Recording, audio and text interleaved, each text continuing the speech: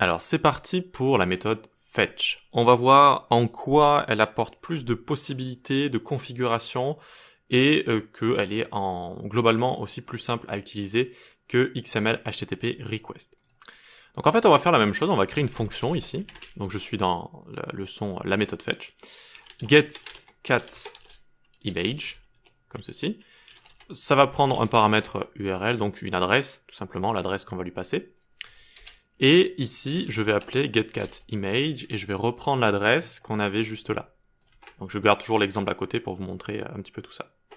D'accord, donc je vais appeler ma fonction juste ici avec cette adresse-là. Je vous rappelle que je n'ai pas autosave activé, donc là ça n'appelle rien du tout encore, c'est normal.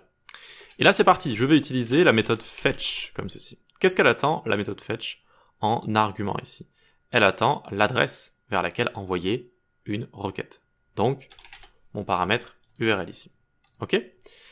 Qu'est-ce qui se passe sous le capot avec la méthode fetch? Eh bien, c'est une promesse, ce qui se passe sous le capot. Vous savez, la promesse comme on avait vu dans promesse juste ici.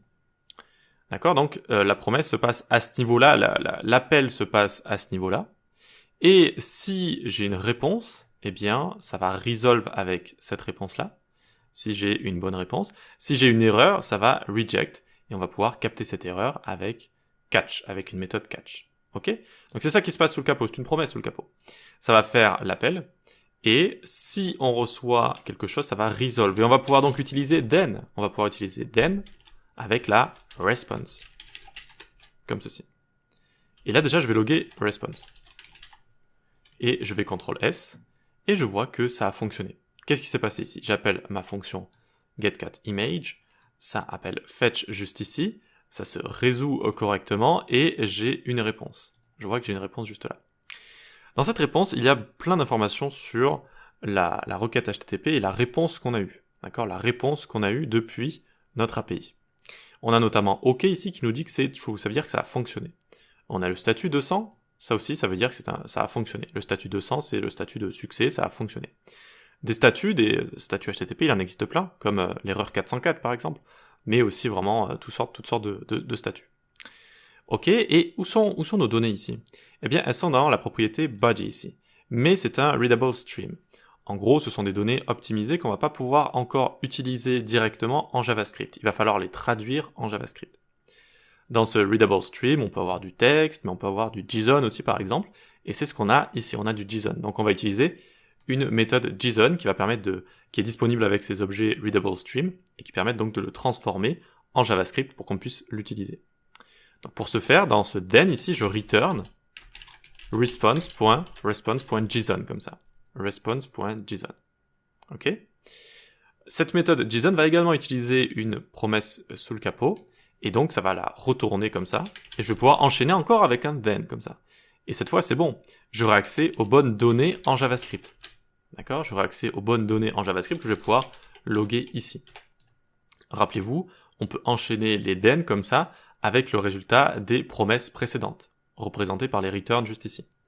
Donc en fait, j'ai le résultat de la promesse ici de la méthode JSON qui a bien transformé ce readable stream qui contient du JSON en JavaScript. Je l'utilise, et donc normalement si je CTRL S, j'ai bien ceci. J'ai un tableau JS. D'accord? Donc ça a bien fonctionné, ça m'a bien traduit tout ça. Ça voulait tout simplement dire que dans mon JSON, j'avais un tableau comme ça et ça me l'a traduit en JavaScript. Voilà, bien maintenant, une fois que j'ai ça, qu'est-ce que je peux faire? Alors en général, on crée notre fonction en dessous par exemple. Function create image, comme ceci. Et puis on peut copier tout ce qu'il y a à l'intérieur là. Hop.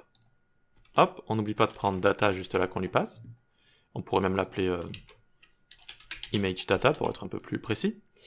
Et donc, je vais pouvoir appeler create image data, comme ça. Voilà.